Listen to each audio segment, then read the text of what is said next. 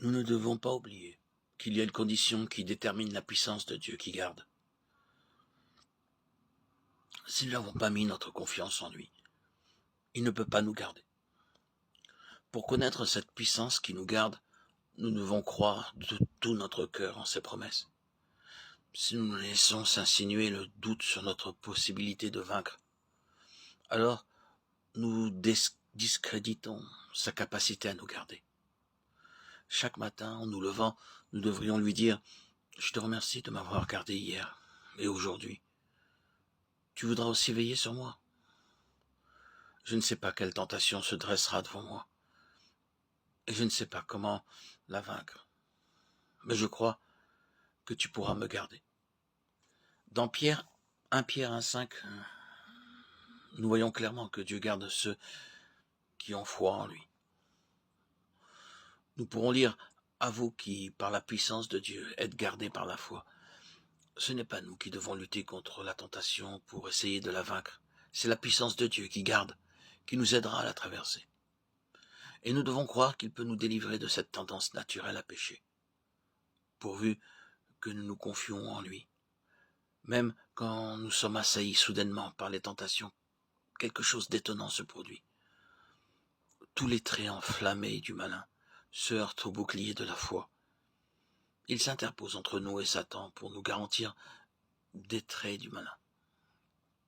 Au lieu de nous atteindre, il frappe sur le bouclier de la foi et rebondit sur Satan lui-même.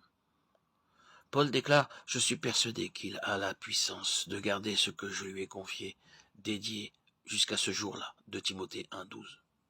Le Seigneur était capable de garder Paul, mais Paul a fait quelque chose qui a permis à Dieu de pouvoir le garder.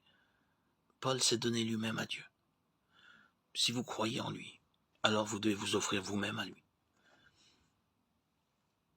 Il ne peut garder que ce qui lui a été confié en dépôt. Beaucoup de gens passent à côté de la bénédiction de sa puissance qui garde, parce qu'ils ne se sont jamais placés sous sa protection. Ils ne lui ont jamais dit « Seigneur, je me place sous ta main et je te donne ma vie afin que tu la gardes. » Frères et sœurs, vous êtes-vous placés entre ses mains? Si vous l'avez vraiment fait, alors vous pouvez dire avec Paul « Je suis persuadé qu'il a la puissance de garder ce que je lui ai confié jusqu'à ce jour-là. » Si votre vie est véritablement dans ses mains, alors Dieu accomplira en vous cette promesse. Celui qui peut vous préserver de toute chute et vous faire paraître devant sa glorieuse présence irrépréhensible et dans l'allégresse. Jude 24. Nous trébuchons lorsque, dans un moment d'inattention ou d'inconscience, nous heurtons quelque chose sur notre chemin. Loué soit Dieu, sa grâce prévenante agit au-delà du domaine conscient. Frères et sœurs, si vous vous offrez sans réserve à ses soins attentifs, vous serez émerveillés de constater que vous avez été gardés, même lorsque vous étiez inconscient du danger.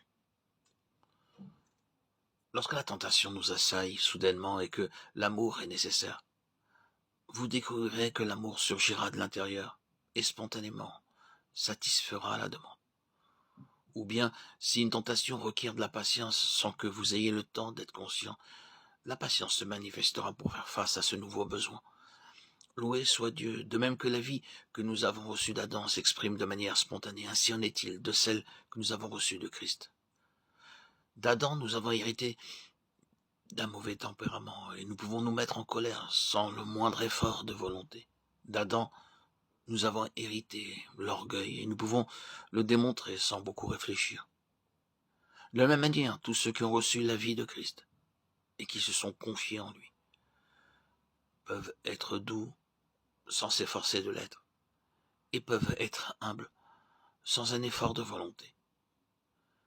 La même spontanéité qui caractérise la vie que nous avons reçue d'Adam caractérise aussi la vie que nous avons reçue de Christ. Sa vie s'exprime elle-même inconsciemment et sans effort de notre part, pourvu que nous croyions en ses promesses et que nous nous donnions entièrement à lui. Nous serons gardés depuis ce jour jusqu'au jour de son retour et préservés de toute souillure. Remercions Dieu, nous pouvons nous confier dans sa grâce salvatrice.